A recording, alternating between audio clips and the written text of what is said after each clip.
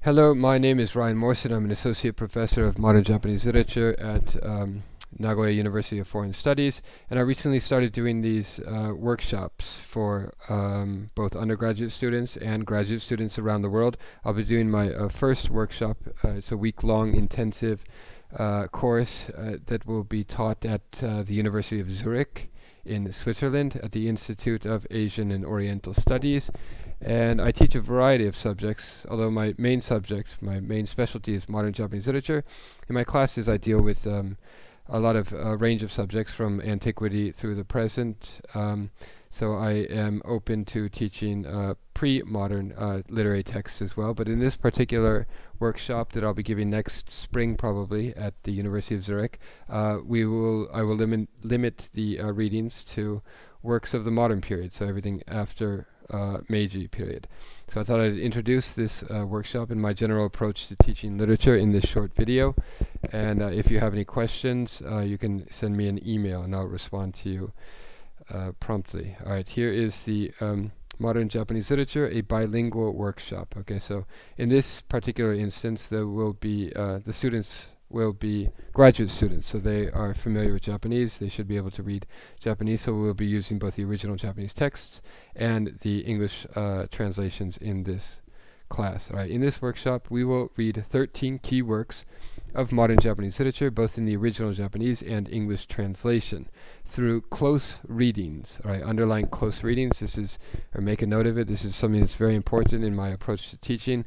I remember back in the days when I was a undergraduate student, I started as a music major. So we studied classical music, music theory, and then we would apply what we learned in music theory classes to the text, to a Beethoven sonata, for example, or a Bach fugue, right? And we would give a very rigorous analysis, sort of mathematical almost, analysis of the text. And then when I switched to a literature major my sophomore year, I remember being kind of shocked by the lack of rigor, right? It seemed that nobody really knew how to talk about the text in a sort of formalistic or in a rigorous methodical manner, such as that we had done in my music theory classes, right? So my sort of goal over the last decade or so, decade and a half of studying literature, is to kind of come up with ways to really treat the text on its own terms, read a work of literature as literature, and come up with methods and tools that elucidate the sort of the truth of the text, if you will, right? So my focus is always on close readings, and there's been a tendency over the last several decades in most literary studies departments and literary studies books and works of scholarship and so forth to talk around the text, right? So there's a lot of talk about the historical context or the social context or sort of ideological issues, but it seems very few people are able to talk about the text on its own terms, right? And this is something that I try to do in my classes, and I try to impart skills that I try to impart to my students as well.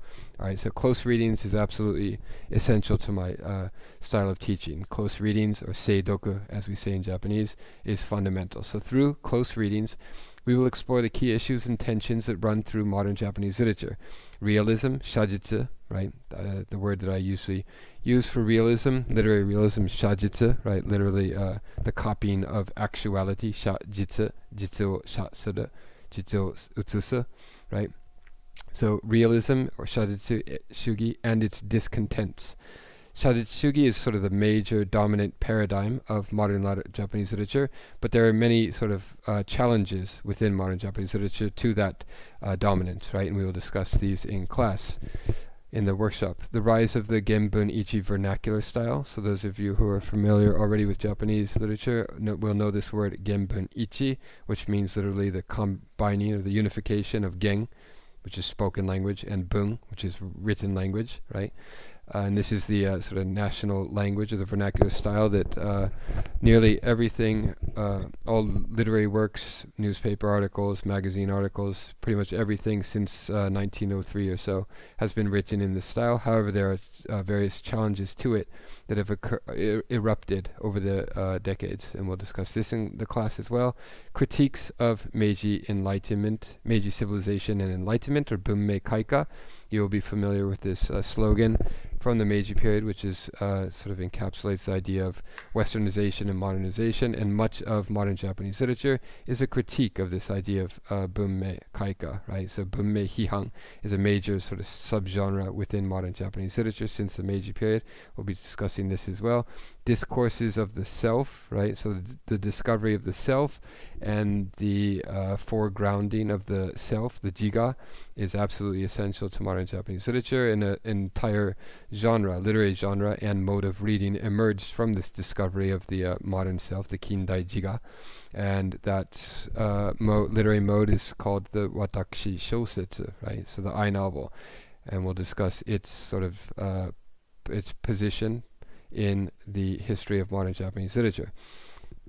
Paradigms of East versus West. So a lot of the works will raise these issues of East versus West, and each author will grapple with this problem in different ways. Tanizaki famously, for example, mimicked Western styles and so forth in his youth, and then he came to reject the West, and you see various sort of paradigms of East versus West in his work. You see it in the works of Kajii Motojirō as well, and we will discuss these in detail in the course too. And behind this East versus West paradigm is, of course, historical and geopolitical realities and contexts. And of course, this is important, but again, we will focus our attention mostly on the texts themselves. Sexuality and perversion is absolutely fundamental to most modern Japanese literature. We'll discuss these issues. Representations of women, the persistence of traditional literary forms and modes. So it isn't as if we entered the Meiji period and suddenly the Japanese threw away everything that they had known and done up to that point. There are, of course, strains from the past that linger into the present, and we'll discuss these too as they come up. Okay, so in this particular workshop at Zurich University, we will start with 5 important works from the Meiji period. And you all know the Meiji period is the period that inaugurated Japan's project of modernization, westernization. It begins with the Meiji Ishin, or the Meiji Restoration, and the overthrowing of the Tokugawa Bakufu, which had lasted since 1600 or so. So it marked the end of the Tokugawa era. And the 5 important works from the Meiji period that we will be reading in this class are Kōda Rohan's Tai Dokuro, Encounter with Skull, 1890. That's the English translation, Encounter with Skull. Higuchi Ichiyō, the great female writer of the Meiji period.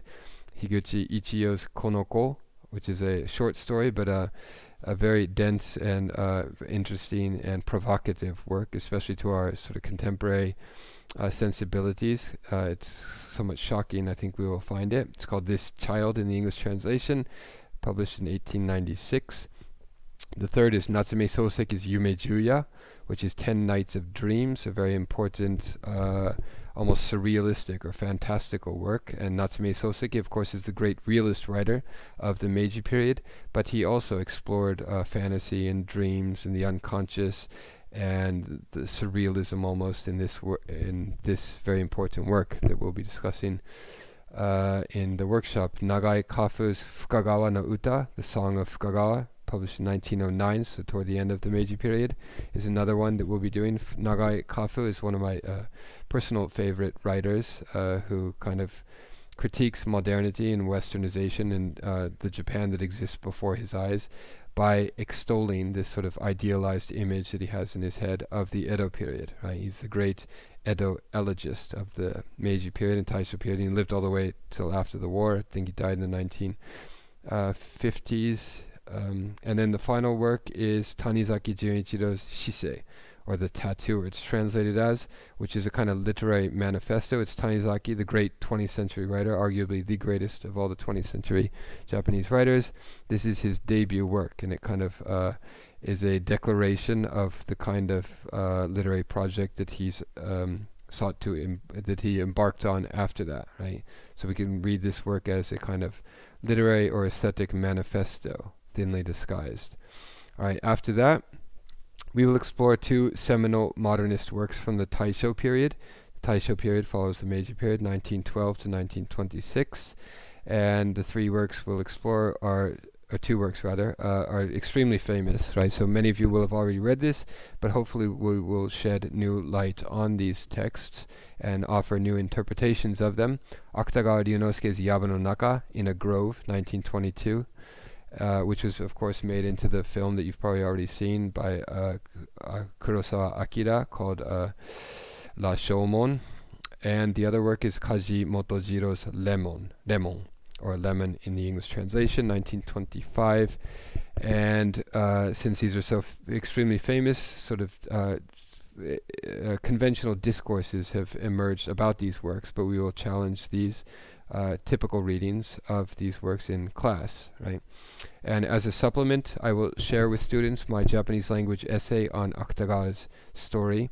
And the title of my essay is In a Grove as Meditation on Question, What is Woman? Is the English translation of that Japanese essay. So we'll read that. And that essay was published by my university press this spring, in a book called Sekai wa Eiga de Dekiteru. Sekai wa Eiga de Dekiteru. Alright. Next, we will explore four key works from the first 2 decades of the Showa period. So the Showa period follows the Taisho period, begins in 1926, lasts through the war, and lasts another 44 years up until 1989. And the four key works from the Showa period that we will discuss, the first 2 decades of the Showa period, are Ishikawa Jun's Maru's no Uta, Song of Mars, in my translation, which was published in 1938. So we will read the original Japanese text and my translation of this work. And I should mention here that my first tome, a 500-page tome, I'm in the last stages of it right now. It is called Writing Against Realism, Ishikawa Jun in the Case Against Modern Japanese Literature. And it's basically a study of Ishikawa Jun's ongoing critique of modern Japanese literature and its foundational idea of realism, or shajitsushugi, right? So he's kind of poses a philosophical challenge to that foundation in all of his works, from his debut in 1935 all the way to his the end of his career in the when did he die? He died in 1989, I think. Alright, so we'll read that work from Ishikawa Jun. We'll also read Hagiwara Sakutarō's essay, a seminal essay, very important essay, called Nihon e no Kaiki, right? And this is Return to Japan, also translated by me, published in 1938. And the Nihon Kaiki kind of cultural movement emerged after this essay was written. So a lot of the works from the late 1930s all the way to the end of the war had this theme running through them of the return to Japan, a rejection of the West, a revolt of the West, to borrow Harry Haratunian's phrase, and a kind of return to Japan, a return to a Japan that really no longer existed because of all the upheaval caused by modernization and westernization. So we will read that work as well and delve into it deeply. And the other two works from the first decades of the Showa period that we will be reading, again by Ishikawa Jun, his monumental essay called Edojin no Hassou Hou ni Tsuite, which is translated by me as On the Thought Patterns of the People of Edo, published 1943 at the height of the war. And this is an essay whose explicit subject is the culture of the Edo period, the literature of the Edo period, the sort of cultural or the literary paradigms and frameworks and techniques and so forth of the Edo period writers. However, its implicit subject is modern Japanese literature itself, right? So it's an implicit attack on modern Japanese literature and its foundational notion of shajitsu, of copying from actuality and so forth, right? So we'll discuss that in detail in this workshop as well. And also Sakaguchi Ango's famous work Hakuchi, translated as The Idiot, published immediately after the war, 1946, which is a harrowing account of the Tokyo firebombing that he lived through. Okay, and then finally, we will read two disturbing masterpieces of post-war literature, Kawabata Yasunari's Kata Ude, or One Arm, right, which is written toward the end of Kawabata's life. It's a short story, very disturbing piece, published in 1965. And also an even more disturbing piece by the great female writer Kanai Mieko called Usagi, translated as rabbits, which is a very, what's the word I'm looking for, polysemous kind of work that is open to lots of interpretation because there are so many gaps and aporias in the work. All right, so that's those are the 13 works that we will be discussing in this class. All assigned primary texts are included in my forthcoming book, Modern Japanese Literature, a Bilingual Reader, which will hopefully come out by spring of 2022, hopefully in time for this workshop, so we can use, so I can have students purchase the book by then, and the book will be published by my university press, Nagai University of Foreign Studies Press, NUFS Press. And if the book isn't available, I will provide PDF files for the students of this workshop. And students will also want to get a head start by watching in advance my numerous YouTube video lectures and recitations. Okay, a little self-promotion, shameless self-promotion there at the end. All right, that should be do it for this description of this particular workshop that I'll be giving next year in University Zurich. But again, for other future workshops, I might teach, focus entirely on works of the Edo period, for example, works by Matsuo Basho and Yosabu Son and so forth, or works of contemporary Japanese literature as well. We don't have any, well, just those two post-war works. Aside from those two post-war works in this workshop, everything else is written before 1945. All right, so if you have any questions about this, send me an email and I will be happy to respond. That is all for now. Goodbye.